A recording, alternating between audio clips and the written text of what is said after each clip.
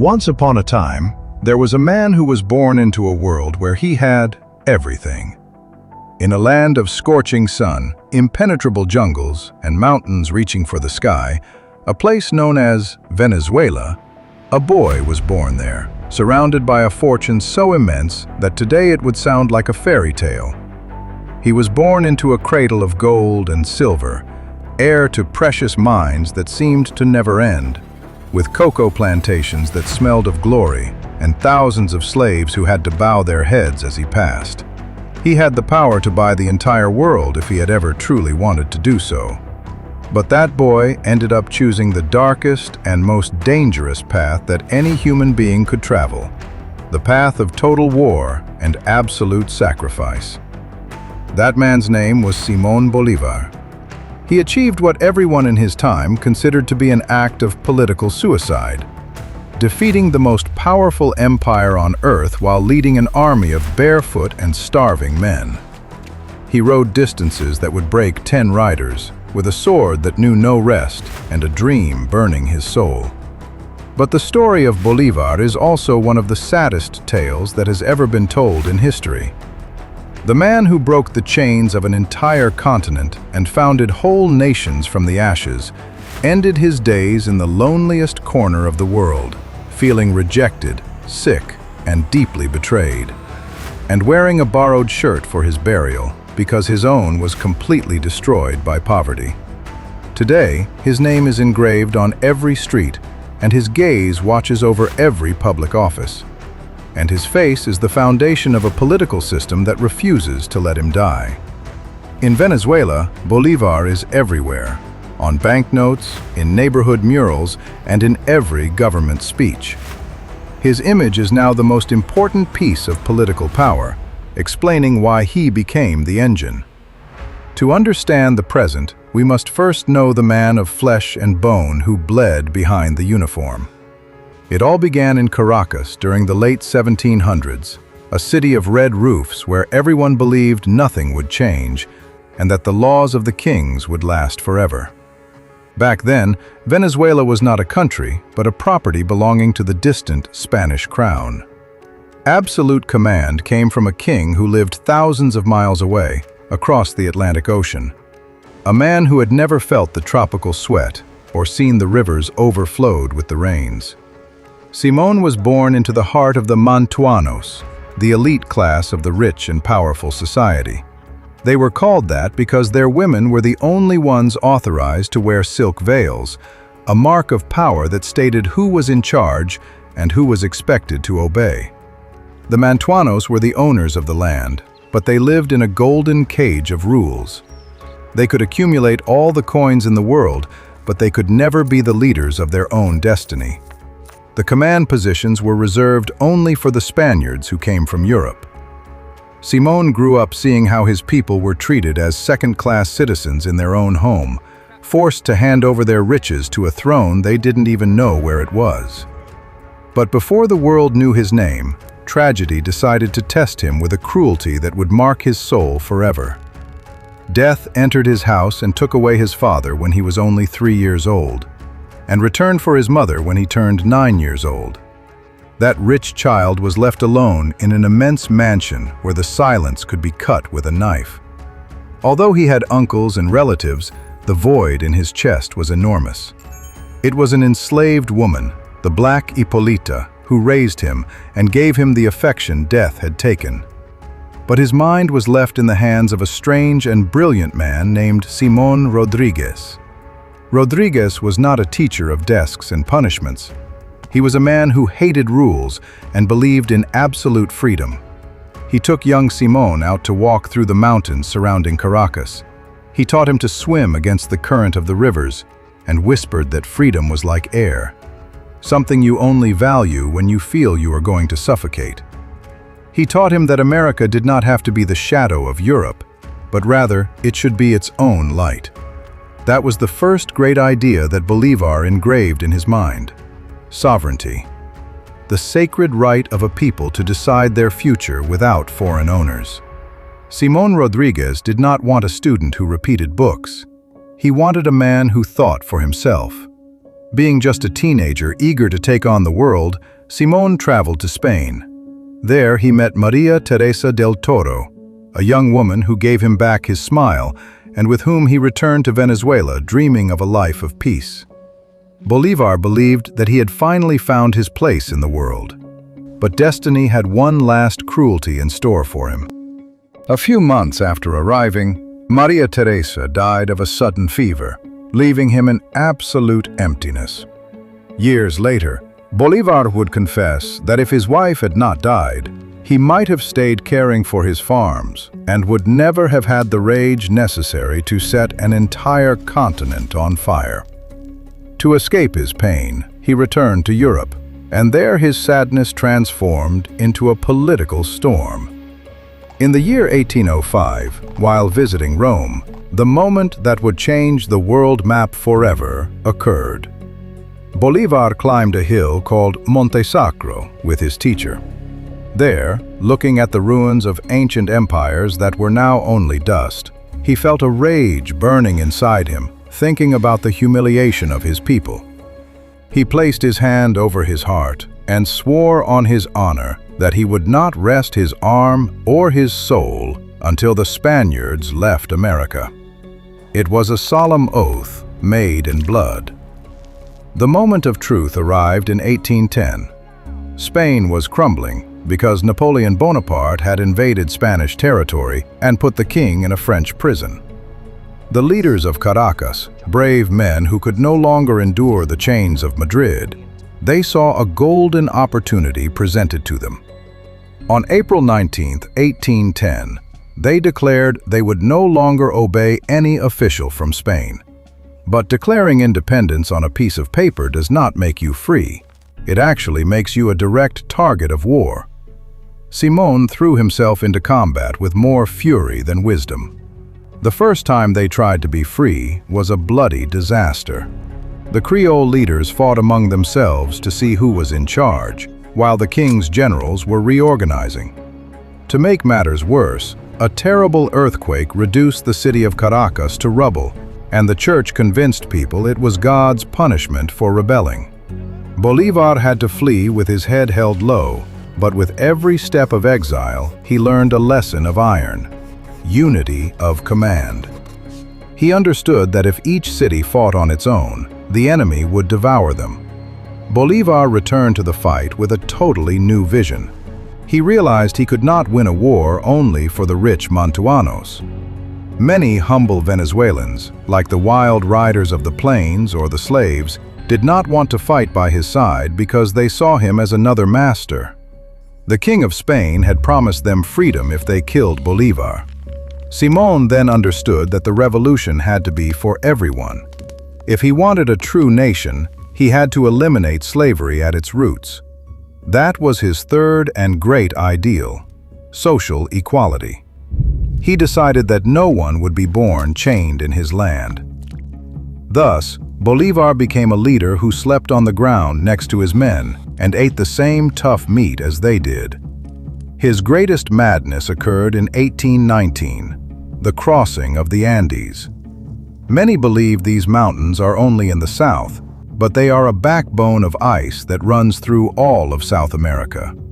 To attack the enemy where they least expected it, Bolivar forced thousands of men to climb the Páramo de Pisba, a place so high that the air is scarce and the cold freezes your thoughts. They climbed carrying weapons and horses along paths where one false step meant falling. When they came down from the clouds with their clothes destroyed, the Spaniards panicked, seeing that someone had survived that hell to find them. The final hour of Venezuelan freedom rang at Carabobo on June 24, 1821. Bolivar was an expert general moving thousands of men like a single hand. That day, the roar of rifles and the smell of gunpowder filled everything. There is a story that still makes Venezuelans cry, that of Pedro Camejo, Negro Primero. He was a former slave who always went to the front of the cavalry without fear. In the midst of chaos, Negro Primero was mortally wounded.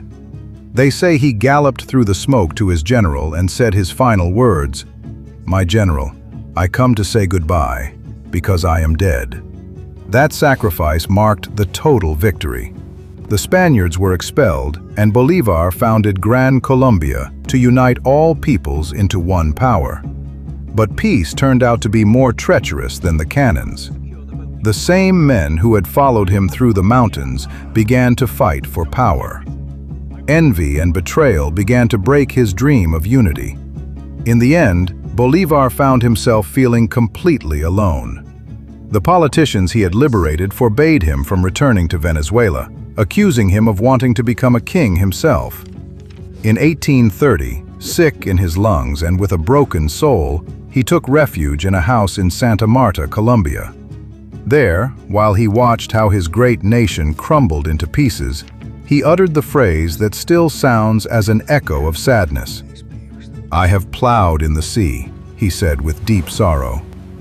He felt all his sacrifice was as useless as plowing water. As soon as you pass, the waves erase it, and no trace remains. He died on December 17th of that same year, so poor they had to lend him a shirt for his burial.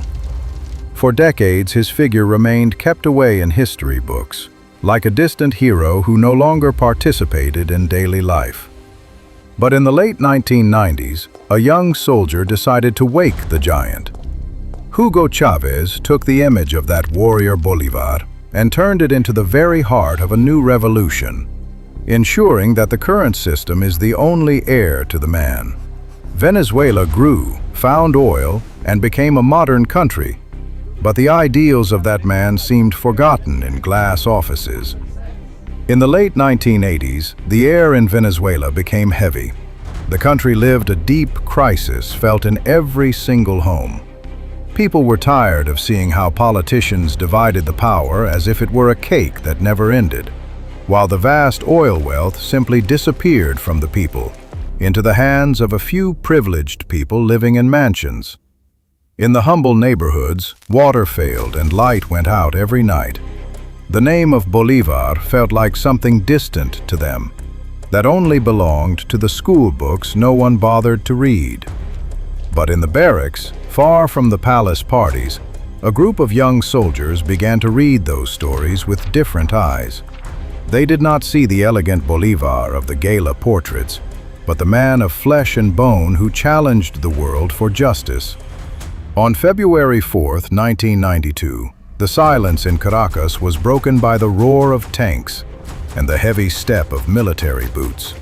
A group of officers, led by a lieutenant colonel named Hugo Chavez, tried to take the presidential palace by force to change the country's course. That night was a chaos of gunfire, screams, and total confusion that kept the entire nation glued to the radio with their hearts in their hands. At dawn, the attempted coup had failed miserably against the government's defenses. But before surrendering to the authorities to avoid any more deaths, Chavez asked to speak on television cameras to calm his followers. Wearing his paratrooper uniform and red beret, he said a phrase that changed the country forever. For now, the objectives we set for ourselves were not achieved. That "for now" was like a thunderclap in the middle of total darkness. The people in their homes did not see a criminal, but a man who took responsibility and faced failure, unlike the usual politicians. At that exact moment, Bolivar stopped being just a memory and began to become the symbol of a new movement that promised to shake the entire nation. Chavez spent 2 years in a prison cell, but that time was not of defeat, but of obsessive and deep study. His only constant company were the books and letters Simón Bolívar wrote. There, Chavez built a mental bridge between the past and the present. He was convinced the country's problems were the same Bolívar tried to solve: the lack of unity and the influence of foreign powers taking the wealth, and the enormous inequality that separated the rich from the poor. He saw himself as the one to finish the work the Liberator left incomplete. Upon leaving prison, he was no longer just a rebel soldier. He was a leader with a mission that many felt was almost sacred. He traveled through every town, every hamlet, and every forgotten corner of the country, ensuring that he did not come to command, but to wake the liberator who slept in the soul of every Venezuelan.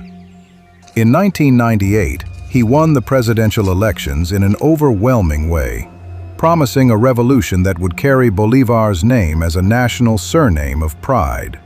The first major measure was to deeply change the country's identity forever. In 1999, Chavez called an assembly to write a totally new constitution, the famous Little Blue Book that everyone today knows by heart in the streets. And so there would be no doubt who ruled in this new era. He proposed to change the official name of the entire nation. Venezuela would now be obligatorily renamed as the Bolivarian Republic of Venezuela. It was a master political move that no one expected at the time. By putting Bolivar's name on the passports, on the coins, and on every official state document, the government was sending a clear and direct message to everyone. They were the only true heirs of the nation's greatest hero. Bolivar no longer belonged to the distant and cold history of museums. Now he belonged to the future project of the Bolivarian Revolution. The liberator was no longer a marble bust, but a companion in every speech.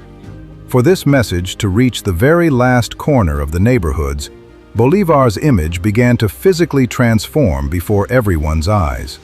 The political system needed a Bolivar who looked more like the common people, someone with whom the humble people could truly identify themselves. The Bolivar of classic paintings, who looked like a European gentleman, was no longer enough. The Bolivarian Revolution sought to rescue what they called the human Bolivar, the man of mixture and sun. In a shocking act in 2010, Chavez ordered the opening of the glass sarcophagus where the remains of the liberator had rested for more than 100 years. It was an almost religious scene, recorded with special movie cameras. Scientists and soldiers surrounding the hero's skeleton in the middle of the night under white lights. The goal was to reconstruct his face using digital technology to show him that Bolivar had mixed features and a skin deeply tanned by the sun. But why does the current system strongly need Bolivar's face to watch over every corner of the political system? The answer lies in the single word: legitimacy. In Venezuela, questioning Bolivar is almost like questioning the homeland itself, or even your own family. By using his name, the government ensures any criticism is seen as a betrayal of his thought. We see his name in the great social programs, such as the Housing Mission Program, which delivered new houses with the image of Bolivar on the walls, or in the health missions like the Barrio Adentro program, which brought doctors to work in the humble alleys of the hills where no one ever dared to enter before. By naming these projects after Bolivar, the government told people those houses and medicines were the liberator's gift, a part of the historical debt to his people. Being Bolivarian meant being loyal to the revolution's project.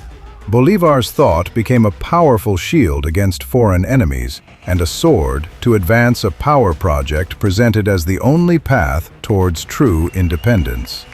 Today, Bolivar's gaze follows you everywhere in Venezuela in a way that impresses any visitor. It is on the money and on giant billboards covering the buildings in the city center, and on the uniform of every policeman or soldier guarding the country's borders. The political system has managed to make it impossible to separate national identity from Simón's figure. Bolivar is the absolute justification for every law passed and every decision the state makes.